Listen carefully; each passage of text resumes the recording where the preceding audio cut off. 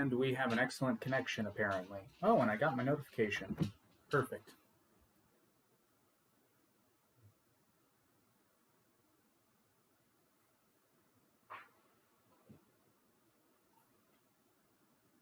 I have one concurrent viewer. I know who you are. I'm trying to not misspell here.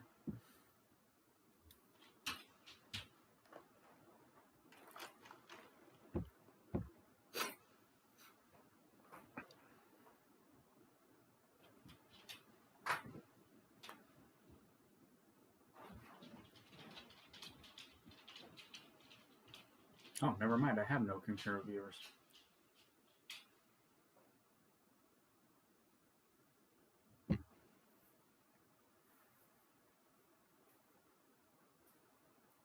Start of this one's going to be a little rough if you're watching the recorded version, because we're testing out the stream in my house, just making sure everything works. It appears to be. So just waiting for confirmation. And we'll get started at 9:30 sharp. If you want to go ahead and skip the preparation phase, just looks like we got about 4 minutes. So if you skip 4 minutes from now, you should be right at the beginning of the actual podcast.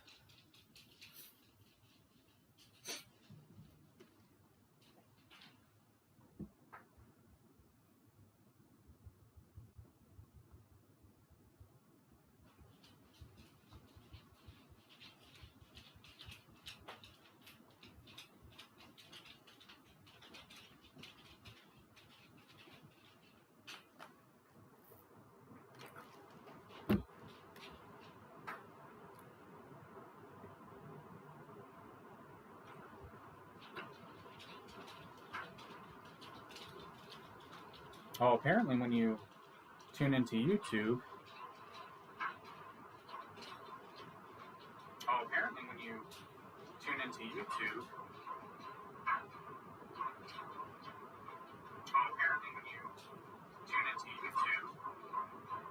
I can hear myself. That's funny. Okay.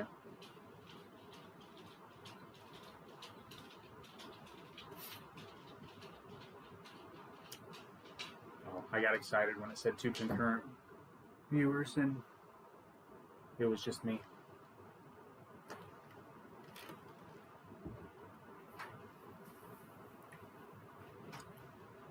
If anybody besides Eric is watching, can you please comment and let me know if you can hear me okay? Or if anything's too loud.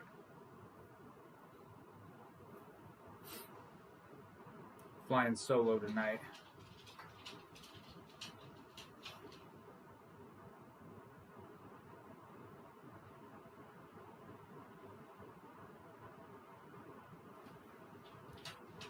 I wonder why I have an echo. Constantly, or did it just flare up? Or it might be the room, unfortunately. Might not be able to get around that without a mic.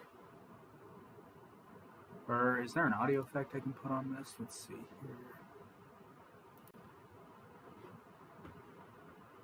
No filters, great. Fantastic.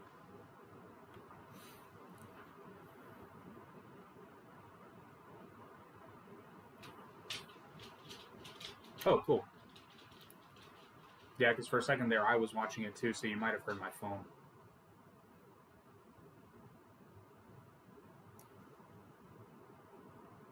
All right, we got about a minute, so let me grab my notes and we will get started.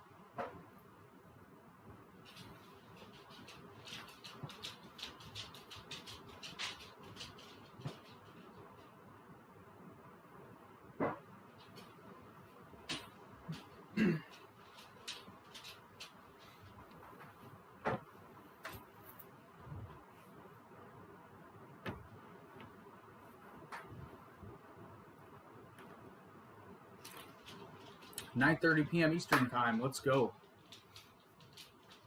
All right, everybody. Welcome to the Average Intelligence Podcast. I am one of your hosts, Jake, and we will get started. Eric is still having issues with his neck. If you watched last week, you know how bad it's got. Apparently, it's worse. And I think he said next week he's going in for an MRI. But Hope everything's great. Hope he feels better, buddy. I really do hope you feel better, because we still got to get you on some DDP yoga.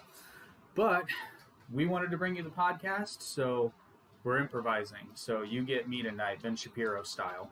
I was always really impressed how he was able to carry an entire show just by himself for like over an hour. So we're going to see if I come even remotely close. Couple of quick announcements. You may have noticed the wall art. Wanted to give a shout out to Canvas Champs. I've ordered canvas art before, and they're not paying us for this advertisement, nor should they. I'm just really impressed with their work. They hand make all these, and the printing is not good. It's great. I was really surprised. Their website's super easy to use, and they have a ton of options. I got that one, the Arte Media, and a smaller one of the Average Intelligence logo. Just waiting on the delay to see if you can see it properly. Yeah, so you can see that. Anyway, so shout out to them. If you want any canvas wall art, they do metal too, but that got really expensive. I was going to get this done in metal. I thought that was going to look really cool. Maybe one day we'll get that far and that good. Other announcements. I got the proof, the official Arte Media t-shirt from our Teespring store. It is now available. This is a coverall print, and it's made out of like it feels like a really soft cotton. It's kind of like in between like a cotton tee and that dry fit material. But this is actually this material that this or dry fit is what I really like to work out in. So I'm pleased about that. I will say between the Average Intelligence t-shirts and this one, I will say if you are between sizes, if you order a shirt, go a size smaller, because I really should have gotten a small, because like it fits okay. It's a little loose in the shoulders, but not too bad, but it's really long on me. And I'm usually between a small and a medium, depending on where I shop. But anyway, enough about that. Let's hop to it. So I was racking my brain, trying to figure out what we were going to talk about, and then it basically came about for me. I learned something that is truly disheartening, but really proves my point. Joe Biden, shocker, we're going politics. Joe Biden, in his first 6 days in office, has signed, and it might be more than this now, but when I heard this figure, Joe Biden, in his first week in office so far, has signed 28 executive orders. 28.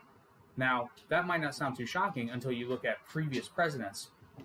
President Trump, in his first week in office, 4 executive orders. President Obama, first week in office, 5 executive orders.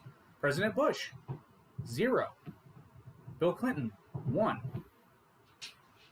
So that means that President Joe Biden has signed more executive orders in his first week in office than the previous 4, probably 5. I didn't have time to look this up. Probably last several presidents combined. Yet this is somebody who wants unity. Now, I'm going to address an elephant in the room real quick, because I get falsely attributed to this a lot. I am not a Republican, nor am I particularly a Republican sympathizer. Eric can attest to this. I always say the Republicans are really, really good at shooting themselves in the foot and the face, and shooting their friends in the face. That's a Dick Cheney joke, by the way. Because he shot his friend in the face when they were hunting and said it was an accident. I think it was probably a failed assassination attempt, but I digress. I do tend to lean more Republican in terms of fiscal policy, but I am very much a liberal when it comes to social policy. Usually thinking that, but when it comes to social policy, it's usually my view, I'm much more libertarian than liberal, or classically liberal, I should say, than, leftist, because most of that stuff, I just think the government shouldn't even be involved. That, to me, is the ultimate freedom. Consenting adults can do whatever the hell they want with their own bodies, their own property, for the most part, unless they're harming someone or something else. Animal cruelty is probably where I don't share that sentiment, because people that hurt animals are dicks, and they should be punished accordingly, which is why every time a state makes it a felony for animal cruelty, I smile very, very broadly. By the way, I also get asked this a lot. This is a mango dragon fruit refresher, and they are amazing. So I digress. The elephant in the room. But by the same token, I do kind of beat up on the Democrats a lot. But there's a reason for this. Because despite all their faults, the Republicans, at least for the most part, and certainly more consistently, stick to their guns and principles. That's why they often come off as dicks and unlikable. Because, and the Democrats do this all the time. They did it with Greta Thunberg, however you pronounce her name. The Swedish always throws me off. But, and that was perfect. You put a child as the poster child for the environmental movement, and even though, most of what she's saying is ridiculous, anything that detractors can say, they can just say, how dare you bully a child? How dare you? It's like, well, no, you shouldn't bully a child. But we're not bullying. We're asking for clarification and offering legitimate criticism to an idea that is unproven and is coming from someone who has no idea what she's talking about. No idea. There's no way she could know. And if she did, she should be working for NASA or Tesla or SpaceX or somewhere, because her brain is amazing if she does know all these things beyond a shadow of a doubt. And it gets even more, disheartening when you look at her parents, who are both activists, and then you wonder, oh, well, it's no wonder, It's not surprising. When you do a little bit of digging, it's usually not surprising why people believe what they believe, or claim to believe what they claim to believe, should say, because most of it is easily dismantled given the smallest amount of scrutiny. But this is a prime example. Joe Biden, on the entire campaign trail, on several occasions, we talked about it on the podcast.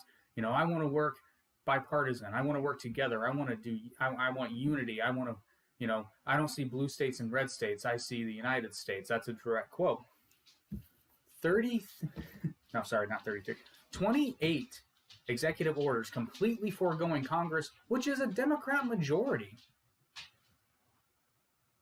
Which tells me that the ideas are so unpopular that even the smallest amount of resistance to them would result in them failing. So they're not even bothering with Congress. And I can extrapolate this without much fear of contradiction because, again, President Biden has already said, in terms of the COVID relief bill and some other things, we're going to try for bipartisan support, but if we don't get it, we're going to go with the executive order. So now our democratic process, the United States is not a democracy. But so now our democratic process is now symbolic. That's essentially what that means.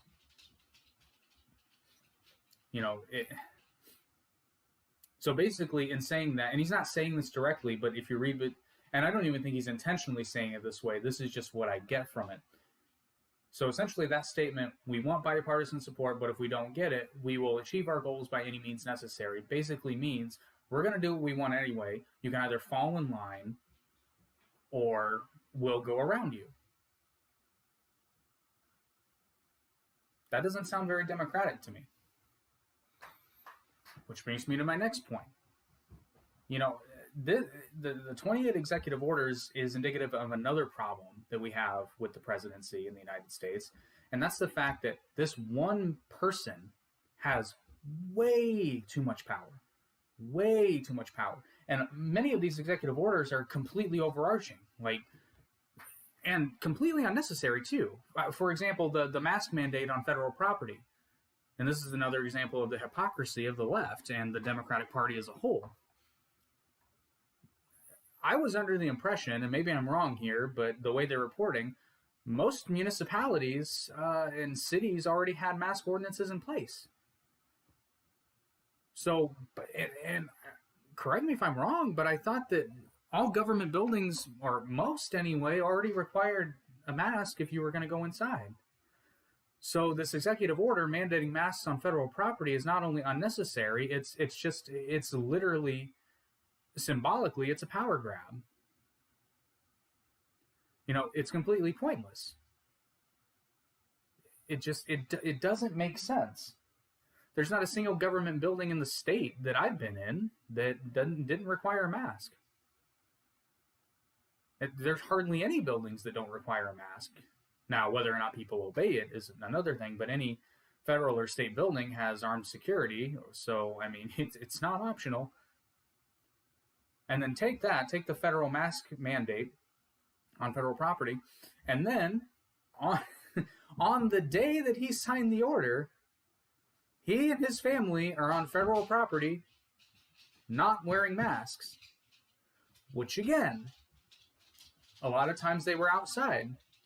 Personally, I don't really have a problem with this. But it flies in the face of the executive order that Biden himself signed into law. And then there are other executive orders that are masquerading as COVID relief, but it's nothing, which this should make the liberals extremely happy, because one of the things I said is that Biden was more of a moderate, and the liberals are probably going to get mad at him eventually, because he's not going to be pushing all of these liberal talking points. There's a few that are coming about. There's a lot of which I get. They're not inherently bad per se, mostly useless. He's bringing back critical race theory into sensitivity training for government officials. Here's the thing about critical race theory. The intent is very good. The intent is very, very good. The practicality and the follow through, however, it doesn't work. It doesn't work, because if sensitivity training worked, then, I mean, I don't know when it originated, but I could assume that sensitivity training I would assume it's at least been around since the 1990s. I would assume this probably earlier, but I think it's a fairly safe assumption that by the early 90s, sensitivity training was well around and utilized by businesses and government offices and every which way, in schools and the like, every which way.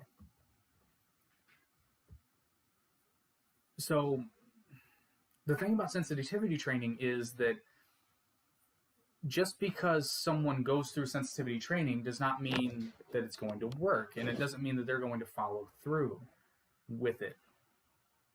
And meanwhile, it's costing the taxpayers. I have no idea what the price tag is, but you better believe it's insane. You better believe it's astronomically insane, because that seems to be, part and parcel of the government contracts.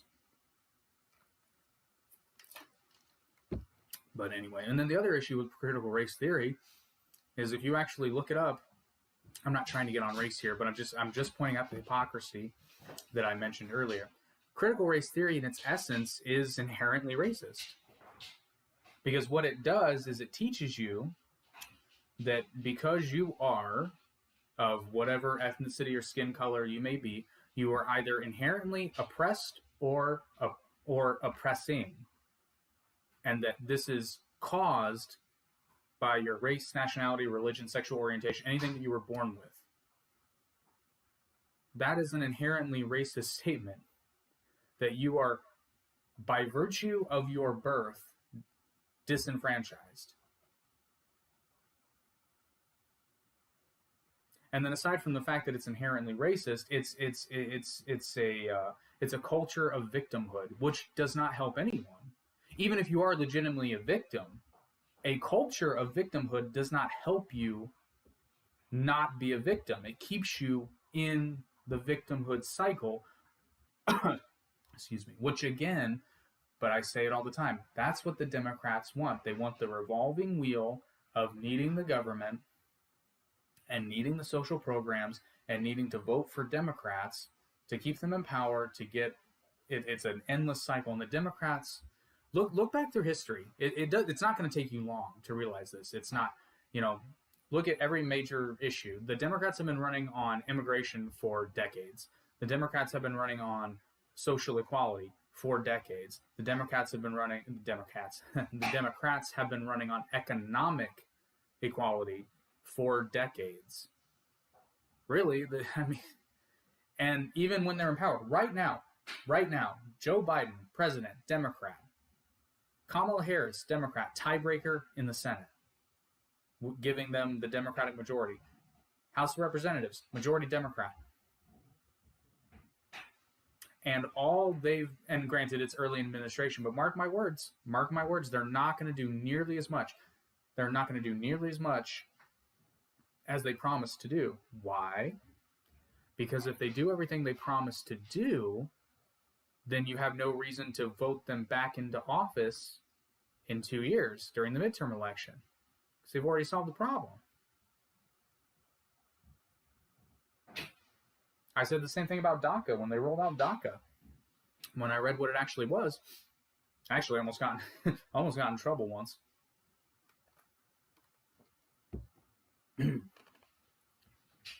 I was at a party, and it was a large Hispanic family. And somebody, I think casually, well, I guess they weren't joking, but they asked me what my opinion on DACA was. And they didn't let me finish. I paused after I said, "Oh, it's a total joke." And then everybody just kind of got tense, like nobody wanted to be rude. But I said, no, it's a joke because it's not enough. You know, if the issue is you don't want kids or people, I should say, people who were brought to the United States as children when they had no concept of the law or that they were even breaking it, like they couldn't have. And it's easy to argue that they committed no crime, nor were they even an accessory because they were not knowing of it. And even if they knew it was illegal, what were they going to do? Tell their parents no? Like, that's an example of a crime not committed, at least not intentionally. You know, and someone should not be punished for that. And I don't blame anybody for wanting to come to the United States at all. I blame no one.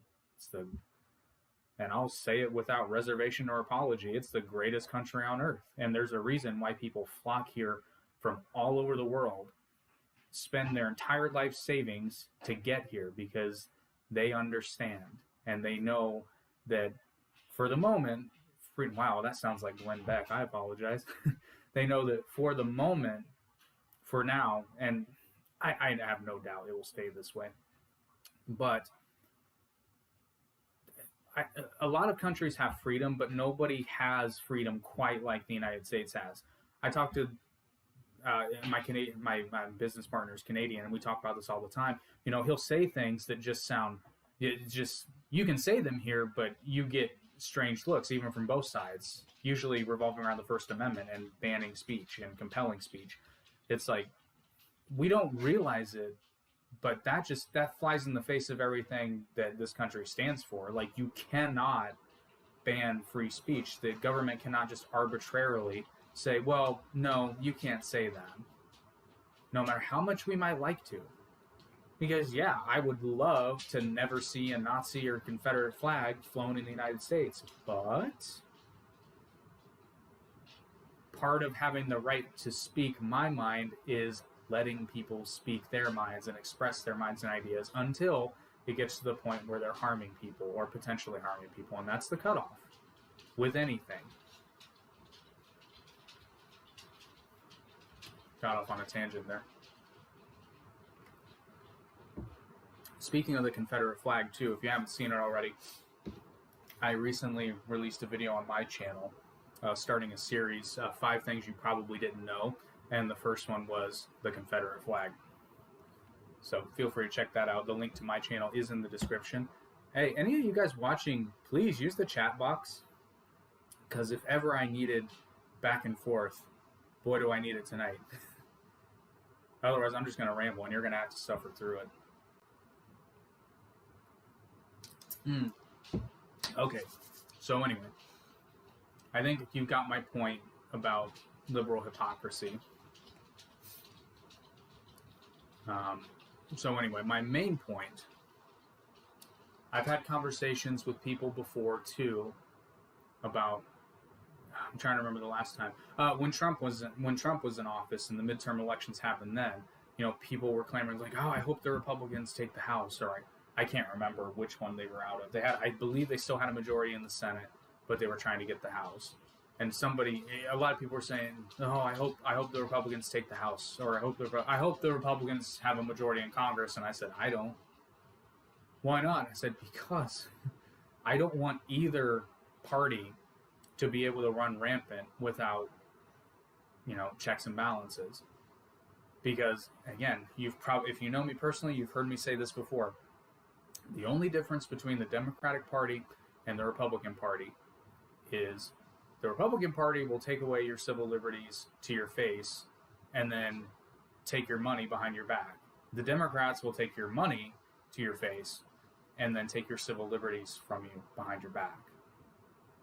That's the only difference between the two. It's like, and this goes into an even bigger theme. It's all about balance. And people need to understand the government in the United States was designed this way for a reason. There is supposed to be gridlock because for an idea to make it from bill to law, it has to pass through 3 gatekeepers. Now, there are ways to bypass these, but for the most part, it has to pass through either the House or the Senate first. So those are the 2 gates. And then it has to not be vetoed by the president. Now, again, there are ways to get over that, but all of those ways require an overwhelming majority of 2 of the 3. 2 of the 3 parties, 2 of the 3 gates have to agree in a massive majority in order for that bill to be forced into law. So, in principle, the way the United States Congress, or the way the United States government works, is for something to be made into a law, it has to have a majority popularity, or a majority of the people elected to represent we the people have to find it, to be a good idea and for the good of the people. And that's how it's designed. And if one part, heck, I want 3-4 parties. I want that big of a gridlock.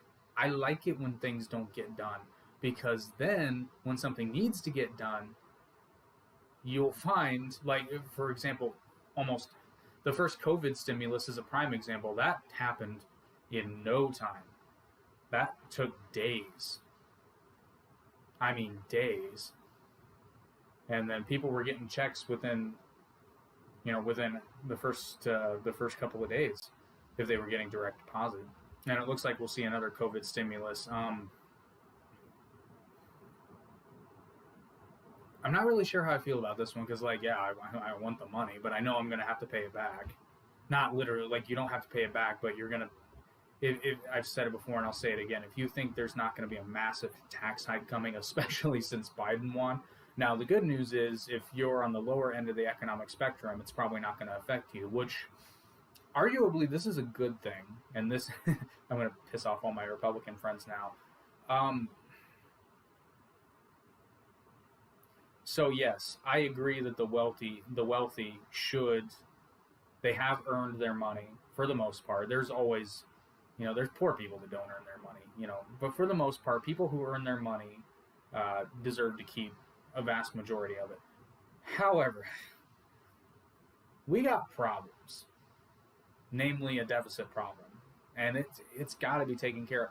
And now we get into the territory of literally where you're forced to choose the lesser of 2 evils.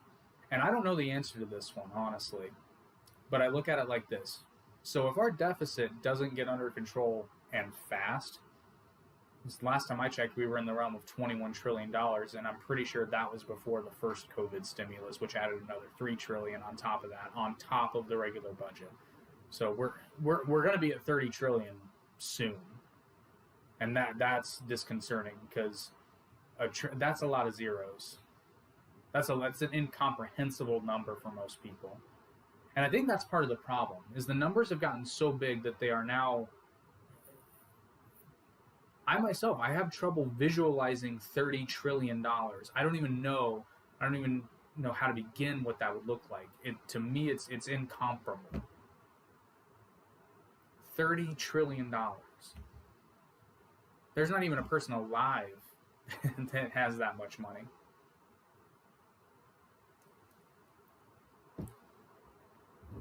But anyway, so if the deficit isn't under control, there will be an economic collapse. I mean, it's going to happen. It's going to cause hyperinflation. And granted, there's a lot of, and the worst part of it is, if that were to happen, it would be so bad because, and I understand why they did it, but the United States government and the Federal Reserve have done really a marvelous job of stopping those economic collapses from happening. That if it were to happen, there would be it would just be a massively bad. It would be a bad situation, and now it's to the point where they can't let that happen because it would theoretically be full economic collapse. And then here's the other thing to consider: if the dollar no longer is the de facto, or I shouldn't say de facto, but the preferred trading currency around the world, that will also cause an economic collapse. Because pretty much the only reason we're able to keep doing what we're doing is because the dollar still maintains its value because of its role in the market. I believe it was in 2016, Gary Johnson, when he was running for president, cited, and I checked this statistic at the time, and it's legitimate. I think it was something to the tune of 42 cents out of every dollar the United States government spends is borrowed or printed by the Federal Reserve. That's almost half. It's probably up to half now, if not more. Actually, with $1 trillion, it's probably more than half. It's probably closer to 60 or 70 cents per dollar. Yeah, so it's not a good situation. So do we kind of betray the value, the core value of the free enterprise system, which is you work, you get to keep your money, or do we let the U.S. economy collapse? And I'll be honest, I don't know the answer to that. I mean, I'm leaning more towards let's not let the economy collapse. But then I also think, too, that if the world loses its faith in the dollar, there would be an economic collapse anyway. It would just be exacerbated by the fact that we owe close to $30 trillion to various places around the world. So one way or another, we've got to take care of this deficit. We really do. And I think one of the fastest ways to do that is to, and I'm not even going to say raise taxes on the rich. I'm just going to say, like, we need to close some loopholes, because it is true. There are extremely wealthy people that paid little to, that by the time it's all said and done, paid little to no income tax. And so Trump tried to do this too. So let's really look at this. So when you pay your own income tax on tax day, which for businesses it is March 15th. Yeah, March 15th. And then individuals April 15th. And depending on your type of business, you'll pay on either one or both of those days. You'll pay on either in March or March and April, depending on how your business is set up. But when you think you're going to owe, you have to pay what you think you're going to owe on that day. However, and most businesses file, a lot of businesses file extensions, and then it's due on October 15th, and by then they might know. But if they go ahead and you still have to prepay in April or March, depending. But then when you file your amended tax return, or your tax return in general, because even if you file an extension, like I said, you still have to pay something. You have to pay in what you think you're going to owe, otherwise you'll get hit with penalties.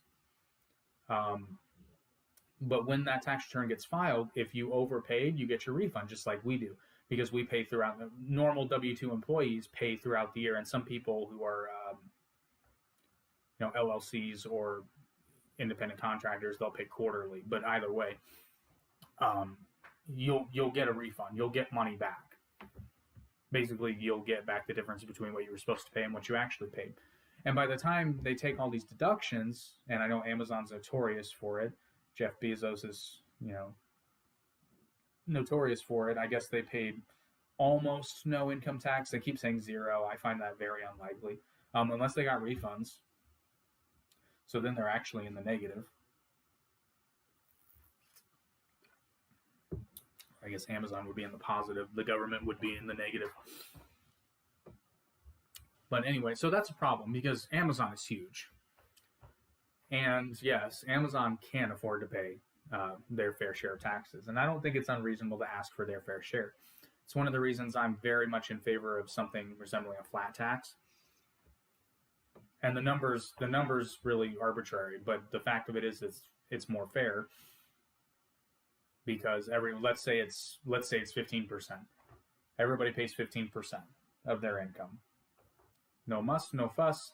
You can set it up the way it is now. They take it out of your check. But the other advantage is that at least then you know what you're paying. Like, you know that if you make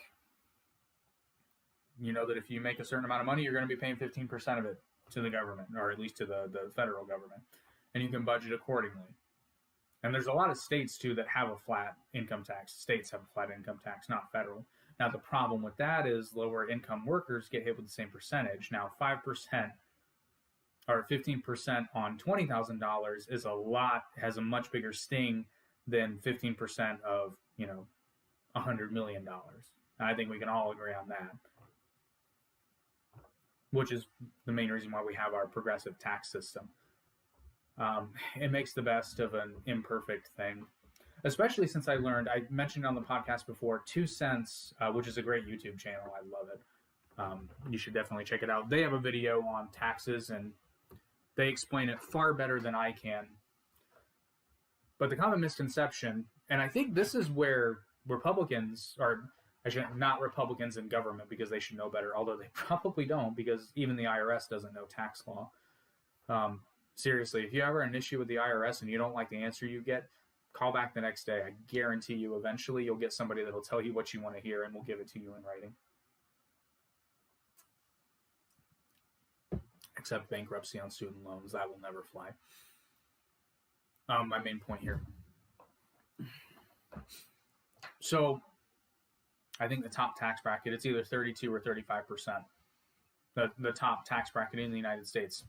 What that means is you're not paying 35% on your entire income. It's a marginal tax bracket. So, and again, I'm drawing these numbers out of my head. So let's say you make $100,000, and I think there's 7 tax brackets. And we'll say, just to make the example work, we'll say that you have to make $100,000 you have to make over $100,000 to get to the 7th tax bracket, which would be at the maximum 32 or 35%. So if you make $100,001, only that last $1 is being taxed at the 32 or 35% tax bracket. So you're only losing 35% on the last dollar of your $100,001. And when you take that into consideration, I'll be honest, when I learned that, it completely changed my perspective on our tax code. Because if you're wealthy, most of your money is taxed in the lower tax brackets. It truly is. So you're really not getting reamed on income. Now you're getting reamed on a lot of other taxes if you're wealthy. That goes without saying. In fact, I think Biden is also going to be raising the inheritance. Somebody told me he was raising as much as to 70%, which I hope is not true. The inheritance tax, also known as the death tax. I hope that's not true. I know at one point in history, I can't remember exactly when, but it was that high. Yeah, I really hope. I think it's at 35% right now. I'm not 100% sure. You can correct me on that if I'm wrong. But yeah, I really hope that's not true. That's too much. Taking 70% of someone's wealth after they die and they can't pass it on to their family, that's just wrong. But I'll tell you the reason why they would do that, and that's because the people on the left they want to get rid of generational wealth, and they'll do it by force if necessary. And that's exactly how you would do it, because taxation is enforced by the point of a gun. Nobody likes to talk about it, but guess what happens when you don't pay your taxes? You end up in jail. Eventually, that's usually the last resort, but you will end up in jail if you don't pay your taxes. Property taxes too, that's another way that the wealthy get taxed more than the average person, because it's all dependent on, assessed property value, which has to do with zip codes. And then if you have multiple homes, you've got to pay, as you should pay property tax on all properties you own. But generally speaking, people that are wealthier, have higher appraised homes, and therefore they will pay more, which again, that's not inherently unfair. Although it does seem curious to me that you could own your house outright and you still don't own it. When my father passed away a couple of years ago, we got a notice, or I got a notice rather, that apparently he had some property somewhere. Oh, I forget where it was. Somewhere in Indiana, somewhere in southern Indiana, and they were offering to buy it for just a plot of land, nothing crazy. They were offering to buy it for $15,000, and I said, and I called them because at first I thought it was a scam. But I called them and they said, yeah, no, we're serious, and we've got the, we've got the coordinates, the technical address, and we'd just like to make an offer. And I said, well, I need to do some digging because I don't have a deed to it. I'll need to get that sorted out. So, but I did eventually find it, and guess what? Because of non-payment of property taxes for a great many years, I think the total balance was like $318. The property was forfeited to the state. Over $300. Property that was worth $15,000 now belonged to the state. Now, granted, it was my father's fault because he didn't pay his property taxes for years. But to be fair, he probably didn't even know he owned the property. I mean, let's be real. He probably had no idea. But he would have been ignoring the tax documents. So that, neither here nor there. I just find it odd that you wouldn't be able to pay the taxes with penalties and get the deed back. But no, they had already seized the land, and that was all she wrote. Now I'm losing some of you. Fine. I know, it's late. But anyway, my main overarching point, and both sides need to understand this, and all those in between, what's critical is balance. You need to achieve balance. And now to get off on the usual Cobra Kai tangent, and for any of you who haven't watched the series, spoiler alert, it's actually a perfect allegory to understand why this type of balance is important. Let's look at Miguel, our hero, as it were. Starts out, he's a shy, nerdy kid. He's getting bullied a lot. Cobra Kai Karate is tailor-made for him because he needs, in order to be the best version of himself, he already has the agreeable part, as Jordan Peterson said. He already has the agreeable part down, eh? He's so agreeable that he's worthless. He has no virtue. He's harmless. And he truly is harmless. He's got the agreeableness part down, and he's got the probably empathetic to a fault. And they touch on this. They do it for laughs, but he comments, I shouldn't say, because he doesn't really give him shit. He's more confused than anything. But he gives Johnny Sensei Lawrence grief for genderizing and using sexist speech. So Miguel definitely has the empathy part down. But what he needs to be the best version of himself is the assertiveness. He needs the Cobra Kai put into him. He needs to strike first, strike hard. Mostly no mercy. But that gets amended later on. But this is what Miguel needs. By contrast, you take Robbie, the character of Robbie, who is already aggressive. Who is aggressive to a fault. And who, there are some moments where he hesitates, but he lacks the inner discipline to be morally upright in society, often giving in to peer pressure because the two jackasses he hangs out with are obviously older than he is. So, and he wants to fit in with his crowd that he perceives to be cool. So, and it's completely understandable. But what Robbie gets from Miyagi-Do is the ability to think before he acts, whereas Miguel needed to be able to stop thinking and be able to act.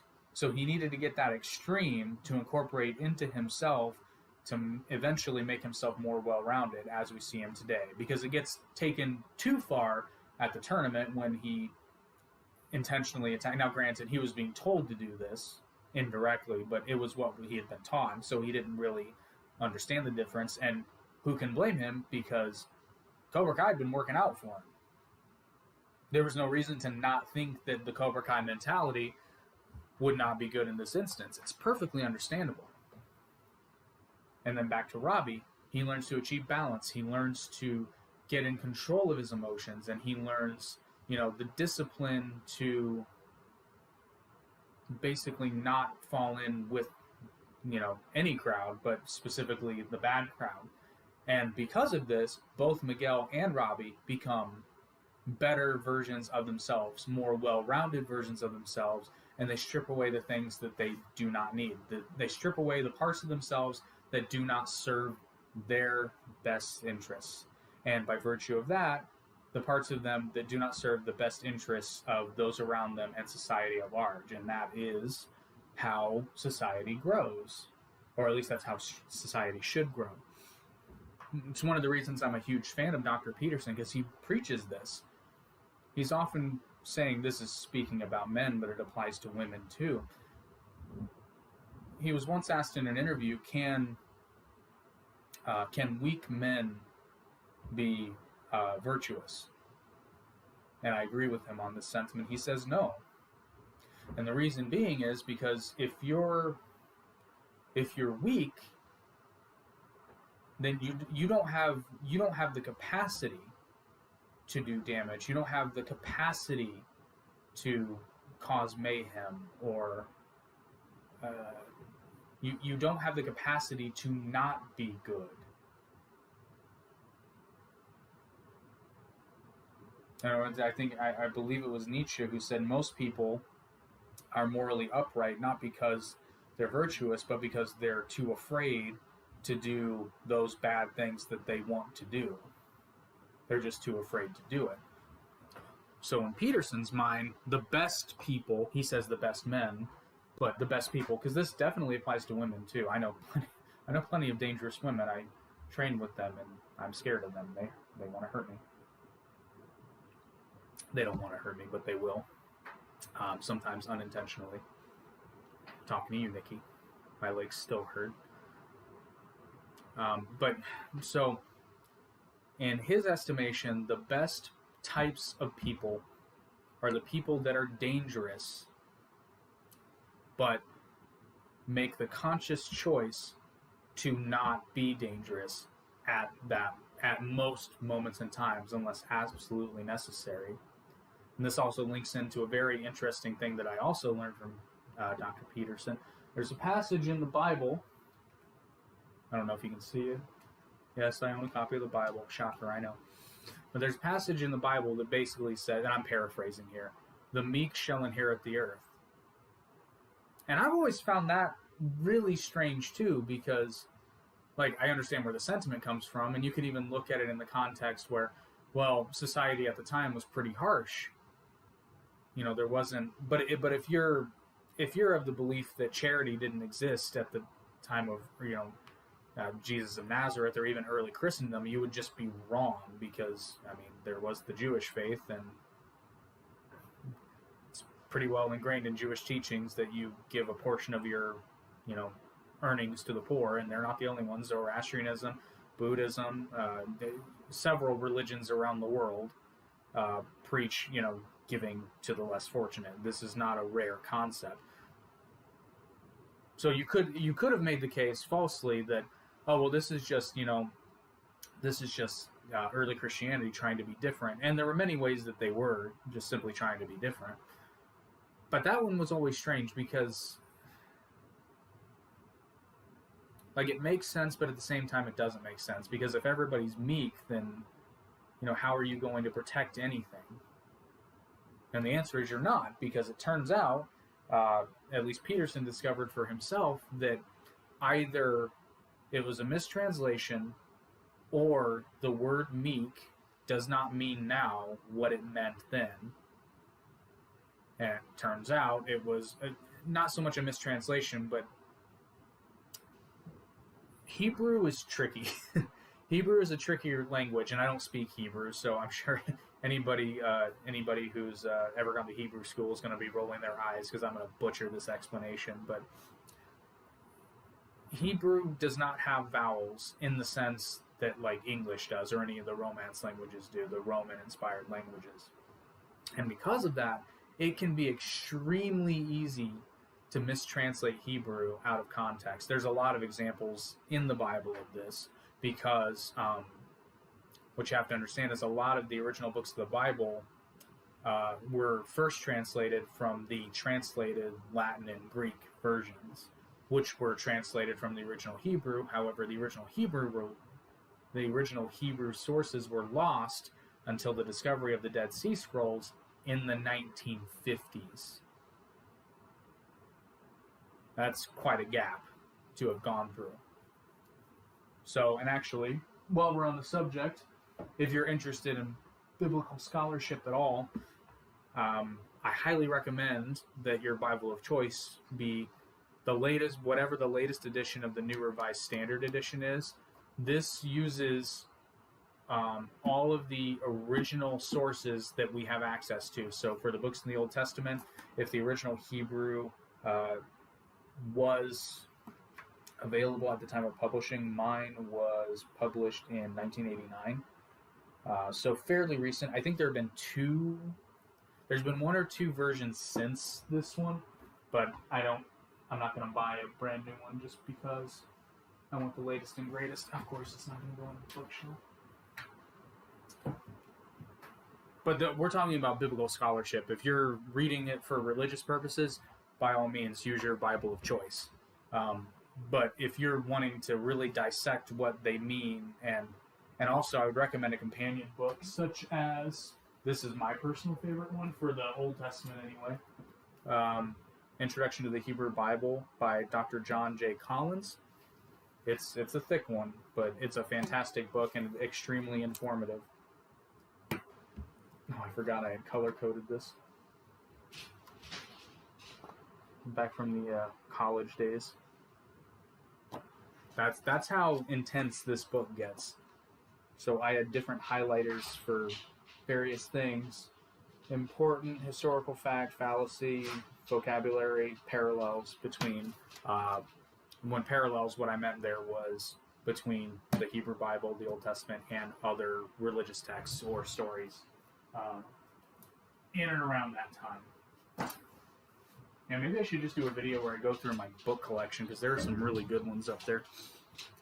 Oh, and you can see, you probably noticed the logo bar on the back of the shirt, which I added as an afterthought, but I actually think it looks really cool.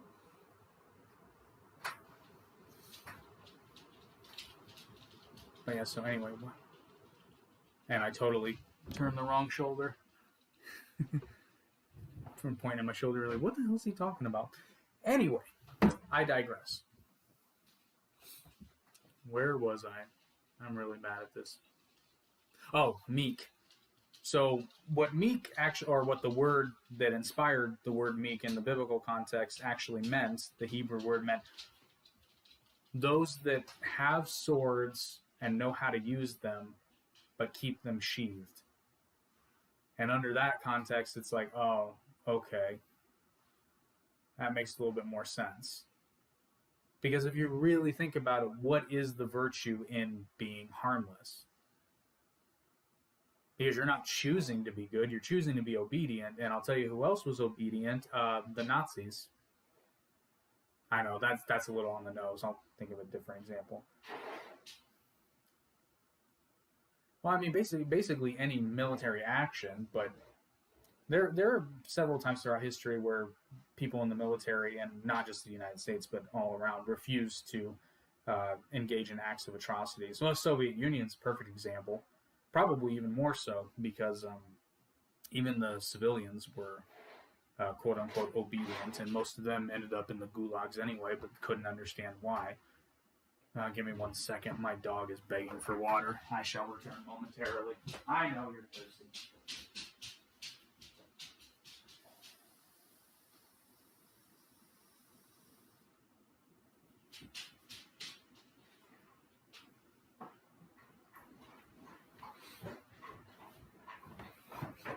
Sorry about that.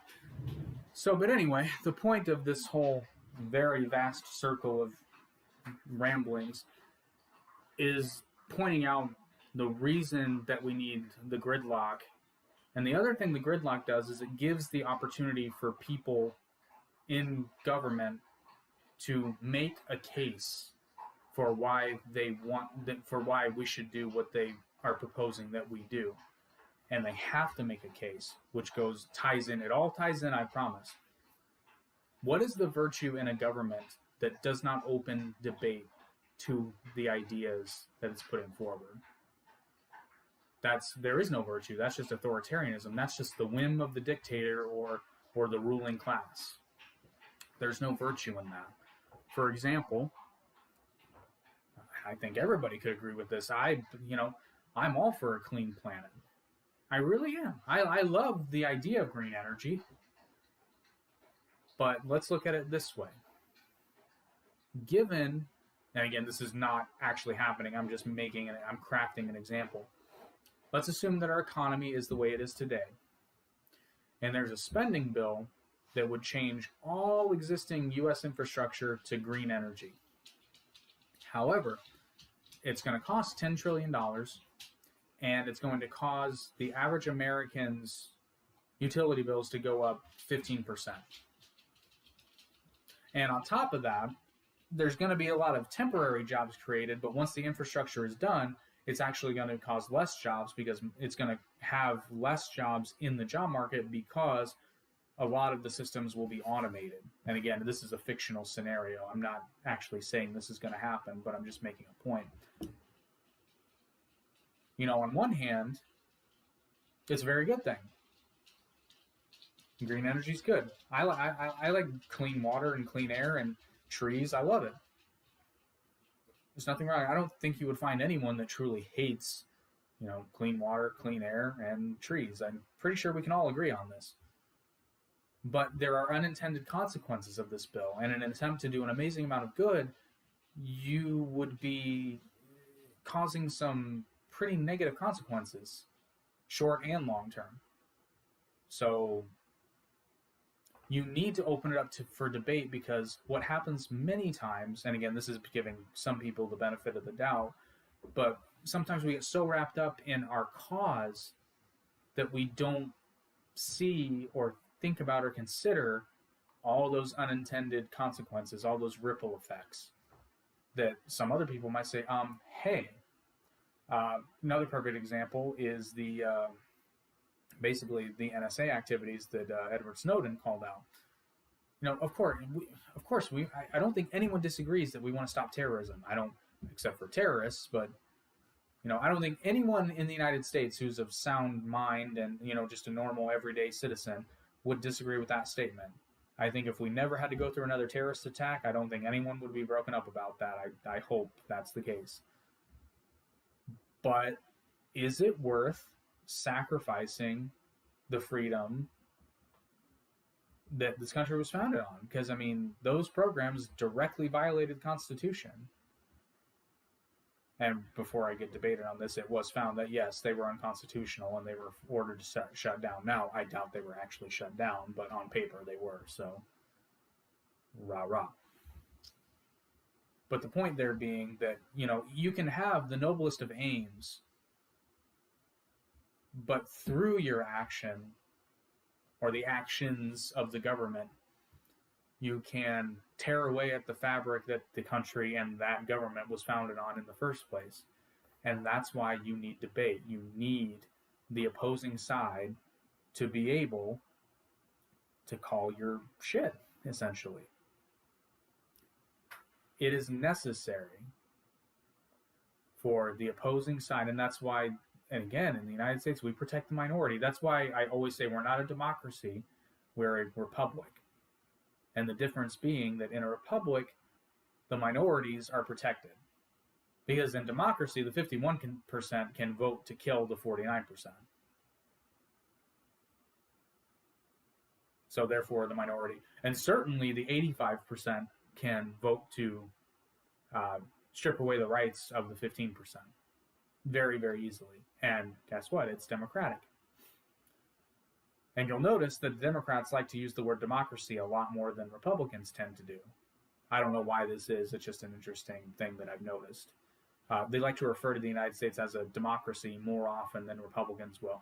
Republicans will typically say, and again, not all the time, but they will typically say democratic process more often than they will say democracy. And I think that's because they understand. They understand a little bit better, at least with contemporary Democrats, because it seems to me that contemporary Democrats are more concerned with pushing their agenda and ideology more so than upholding the Constitution as a party. I know there are individuals that vary differently, but it shows pretty well in policy and agenda. It's pretty rare that you'll see a Democrat make a case for constitutionality of a Democratic proposal, even when it flies directly in the face of it, i.e. all these executive orders. Now, you notice hypocrisy is the theme of the game. Everybody was complaining about all of Trump's executive orders, which I agree. They're way too many, way too many. The executive order is not being used how it was intended at all. And in fact, I need to verify this, but apparently the phrase executive order is nowhere in the Constitution. And I believe that because that really does make sense. But I find it funny that the Republicans were up in arms. And I guess we'll bring this to a close because I wanted to keep this to about an hour.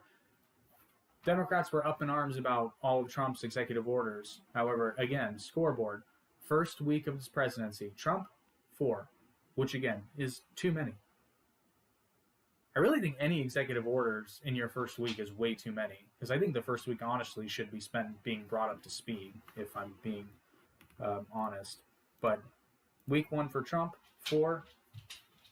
Week 1 for Biden, as of right now, might change. 28. 28. And before you say coronavirus, at last count I had, there were 10 that had to do with COVID-19. So even if you're giving him the benefit of the doubt and you take those 10 out, that leaves 18. 18 executive orders that did not have any direct relation to COVID-19. So you can't even blame the crisis.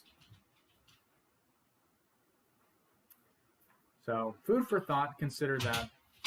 And again, in closing, I want you, especially if you consider yourself a liberal, I want you to really pay attention and draw some conclusions, just as a mental exercise.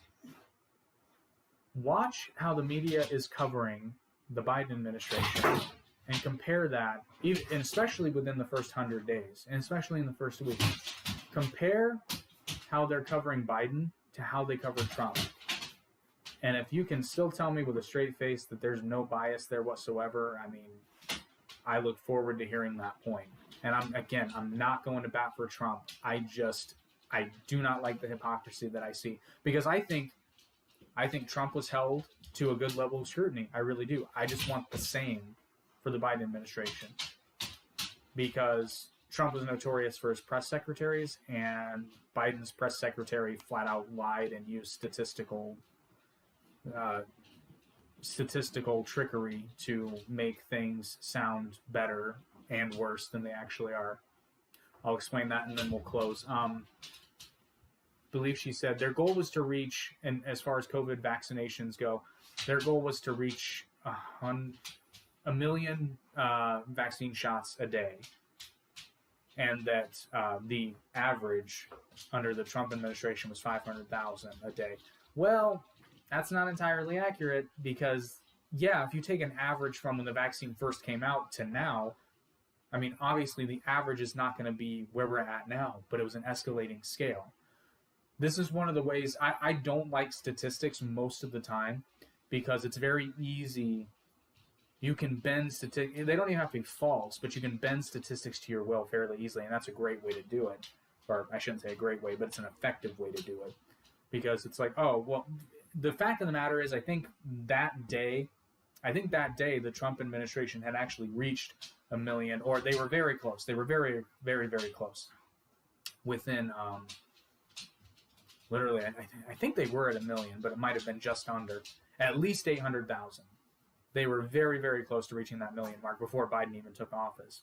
And so the first day of his presidency, his press secretary pulls out that number, and everybody's like, oh, well, nobody to my knowledge questioned it. But the fact of the matter is, like, so it sounds amazing. It sounds like they're doubling it, but they're not. In fact, they're right at where the Trump administration would have been, because think about it. Biden's only been in office for about a week. I think it's been a week. Hang on. I'll look at the calendar and be sure. Oh, no, it's been exactly a week. Duh, it's the 27th. I'm sorry. But yeah, he's been in office a week. It's humanly impossible to have affected that much change. Well, I don't know, 28 executive orders. But it's impossible to have ramped up that much. So they use the numbers to stretch the truth. And watch them and call them out on it. Because I did it under the Trump administration too. On this very podcast, if they spouted numbers that were nonsense, I'd call them out on it. It's very easy to use statistics in a dishonest way, which again is why I typically don't like them. The one exception lately is my COVID-19 mortality rate, which I'm using CNN's numbers. And again, if you notice, that's a fun fact. I tracked it the other day. It's down to 1.7%. It's probably lower now. But in the time before, I calculated it. When I started calculating it, it was about 3.2%, which was pretty high. But I knew it was going to go down because as we tested more, there would be more cases. But the mortality rate's not going to change, only the test number. Because the virus is only as deadly as the virus is. So as you test more, the number of tests goes up, but the number of deaths doesn't change statistically. I know that the number of deaths goes up, but the likelihood stays about the same. So as the test number gets bigger, the death number stays the same. That margin gets, the death rate gets smaller, the percentage death rate. So now I think now it's down to 1.7. I'll have to check it in a couple of days and see where we're at, probably for the next podcast. But anyway, I hope you enjoyed my solitary ramblings. I might continue doing something probably shorter, something in this on my channel, or anytime that, Eric, I hope you're feeling better, buddy, because it's not as much fun without you. Nobody gets to tell me to shut up. I didn't even finish my drink. I've been droning on for so long. But anyway, in closing, I want to remind everybody this Saturday, and anyone's invited if you want to come. If you want to compete,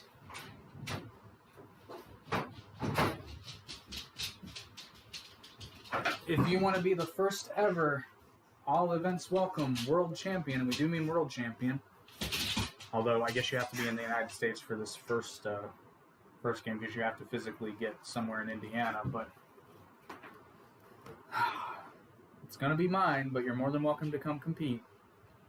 If you want to compete and don't know where it's being held, just contact us directly. We'll happily tell you what's going on, but anyone is welcome to come compete in the Cards Against Humanity game to crown the first ever all events welcome champion. Later on this week before Saturday, obviously. This Saturday, January 30th, 10:30 p.m. Eastern Time, the game will go live. Before then, I will be posting the official rules of the All Events Welcome Championship because there are going to be some rules.